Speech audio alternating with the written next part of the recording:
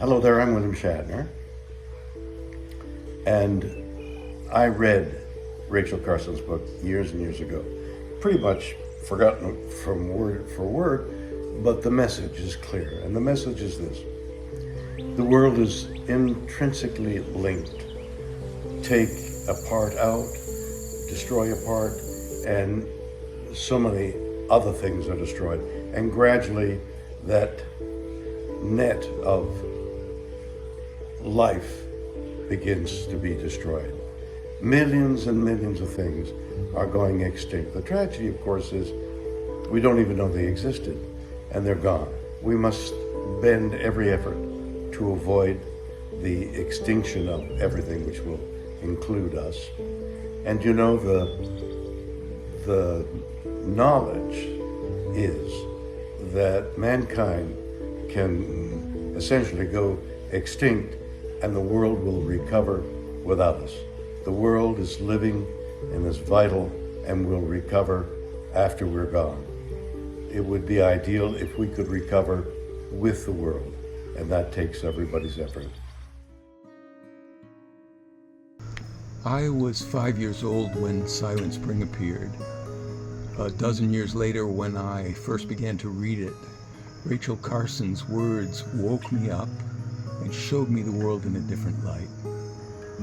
I can't think of any other person whose wisdom is more essential to our continued existence.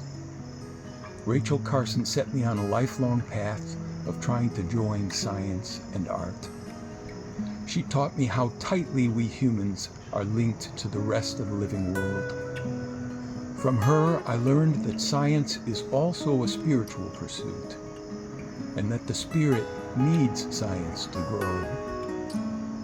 More than anyone, Carson knew that those two processes are symbiotic partners in the work of rehabilitating our damaged home. My name is James Rebanks, and I'm a farmer and a writer in the north of England. And I have huge respect for Rachel Carson. I read Silent Spring far too late in my life, when I was well down a path already of changing the way that we farmed. And the same applies to Wendell Berry. I read their work when I was already grappling with some of the similar sort of realizations, and to realize that they'd got there decades earlier, had seen very clearly what was happening. The sort of denial of biology, the sort of hubris of thinking we can dominate, just absolutely dominate with sort of human chemical tools, the natural world around us, and that could go on forever. Greetings, everyone. I'm Mahera Omar. I'm a documentary filmmaker based in Karachi, Pakistan, and I made this short film called Sometimes Even the Shore Drowns, and it's set in these coastal regions. My inspiration to make this documentary about the creatures that inhabit this very interesting wetland ecosystem was the book by Rachel Carson, her trilogy, which was about life in the seas and on the shores. So I'm very grateful for the opportunity to have come across these books and to have read her wonderful work. And of course, Silent Spring is a book that is very dear to my heart. Hello, my name is J. Drew Lanham, and I'm an ornithologist, a poet, college professor, and a writer. And I wanted to take a moment while I'm here with the sea around me to thank Rachel Carson for her amazing work, for her activism, for the writing that inspired so many, including me. Of course, Silent Spring, that in some ways set off the environmental movement, but also at a time when our country needed to hear a word, sometimes hard words to hear. Rachel was not afraid to speak them. And so she did that. And so here today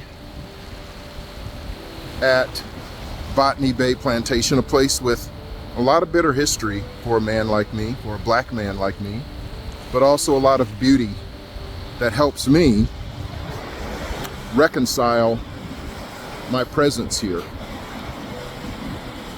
And Rachel's work has done that for me as well. Silent Spring gave me a new perspective on nature and human behavior. Before that, the large-scale use of pesticides and insecticides, in my eyes, was a feat of human conquest of nature and a symbol of progress. But now it seems like a disaster that destroys the natural environment. Silent Spring also made me think more deeply about human civilization. How many human causes that now seem normal, legitimate, and even great are actually potential disasters?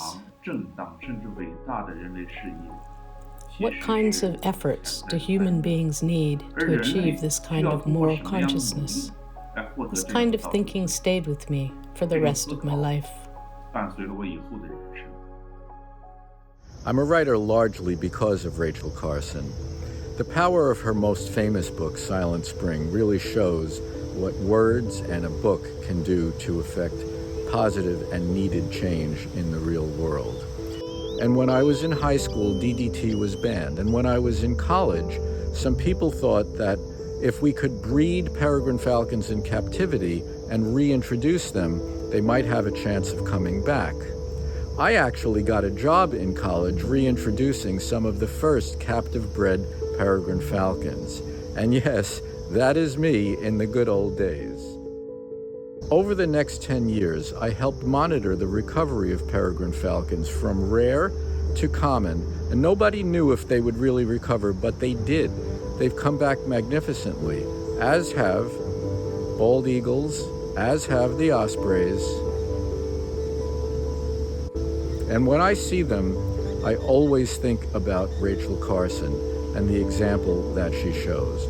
In fact, now I teach graduate students, and in my class, I always show a film about Rachel Carson, not because she is history, but because courage and determination and commitment are a living example of what we can do to protect what we love and keep it in the world.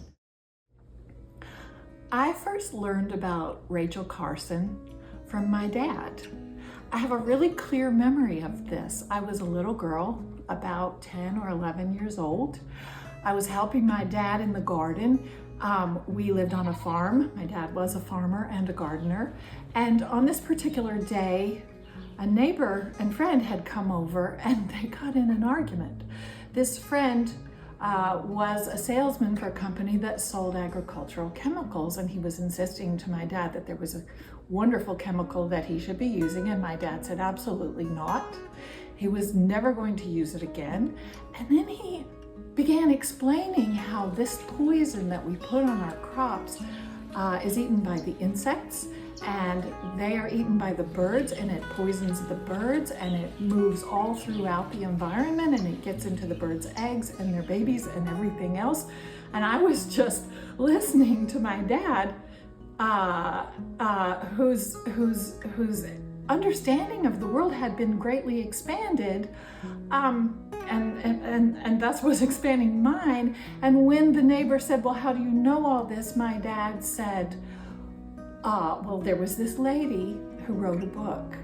And that really blew my mind, that my dad's whole vision of the world had been changed by a lady who wrote a book.